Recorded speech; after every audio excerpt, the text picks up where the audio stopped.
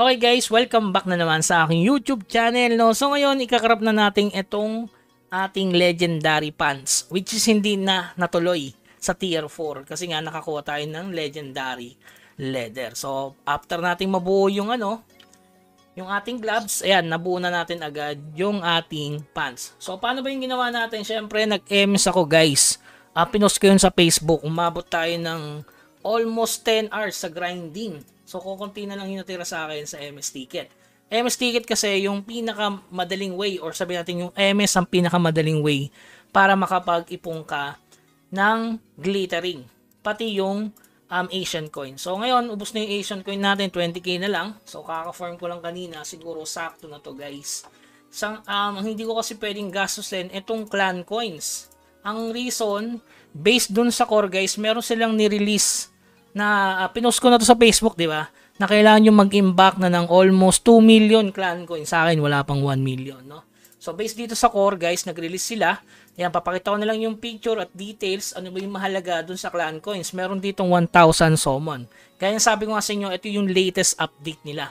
Pero sa tingin ko, ang i-release dito ay yung costume na parang RF online. Okay, kasama yung jetpack. Ito yung tsura, guys. Ayan.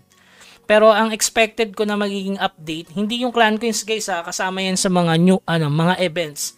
Pero sana ilabas nila sa Martes. Okay? Kasi maganda rin yung clan coins na yan para magkaroon tayo ng chance, diba? 1,000 summon yan. Possible na weapon na yung isusunod ko ditong ika-craft. Kasi kompleto na yung ating armor. So, weapon na lang ang kulang dito. Medyo masakit-sakit na rin yung ating character na F2P. So, expected ko yung update etong bagong mapa, no, ay a new region, Red Moon Purgatory. So regarding dyan, meron na tayong content, siguro 1 month ago na content na natin yan. Panoorin nyo na lang yung link sa baba. Okay? So ngayon, craft na natin to. Sana maging tradable.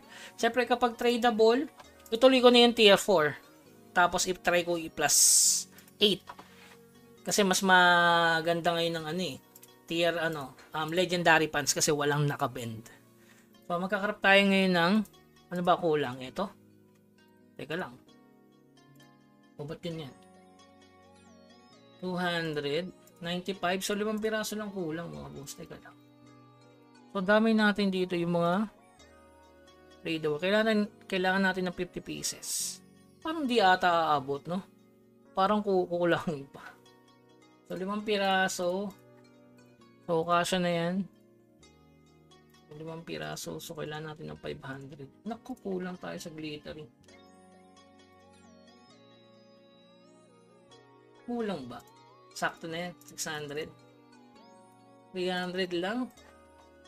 Tapos pa, ay meron tayong So, gamitin na natin yung Norsol. At makarap na natin kasi balil, BOLD. Which is ang daming cheater, no? Pero importante lang dyan is sumatin ka para makuha yung legendary. Legendary pet. So ito guys, gawin ko dito 3-2. You know, diba? So may chance na maging epic. Yan, para siyang So madali namang i-farm to guys. Dati sobrang hirap Ngayon mag-AFK ka lang, marami kang mapupulot yan sa field. So yan, sakto na yan siguro yan. Yung 300, tapos ito. Yan. Harap na natin. So, siyempre yung tradable guys, kapag nabuo ko ng legendary, diba? Hindi ko na siya tawag doon, kino-convert. So, 50 lang ba kailangan natin ito? Ay, kulang pa rin. So, yan. So, since malapit na, wala. Gastos na tayo ng clan coin. Since 500k lang naman, yung kailangan sa gumamit na tayo. So, di natin sasagad kasi nga halos 2 million yun yung kailangan dun sa sa kanilang latest event sa core. Pero hindi ko sigurado i-release na yun guys. Pati yung yung copper guys kailangan na talaga. Kahit 1 billion. Kasi nag-e-event yan si Mir 4 na tier 2 magic stone. No? Okay, eto na guys. Legendary. Sana tradable. Ayan na. Ito na mga boss, natyaga, sabay binuo. Ito na. Sana tradable. Kung tradable yan, syempre solid. Ang hirap din mag-craft ng legendary, no? Kasi magkasunod eh. Buti na lang may tabi tayong materials. Para makita nyo guys, konti lang yung tradable dyan. Kasi matagal na ipon na yan. Okay? So gamitin na lang natin kasi mura lang to eh. O 14 na lang gold, hindi worth it ibenta. So ito na, sana tradable. Pag tradable, benta natin. Ito na ang ating pants para sa mabuo natin yung EVA build.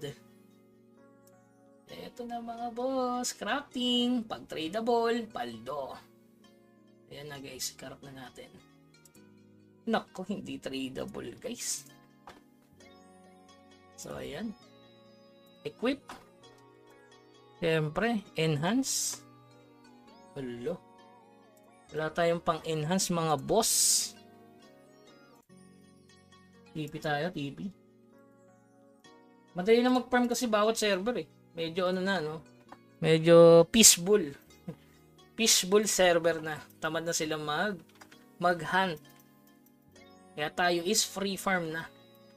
Di na sila nagbo-boss hunting, di na nag-EMS masyado, walang talagang free farm talaga sa server namin mga boss. So ito grabe.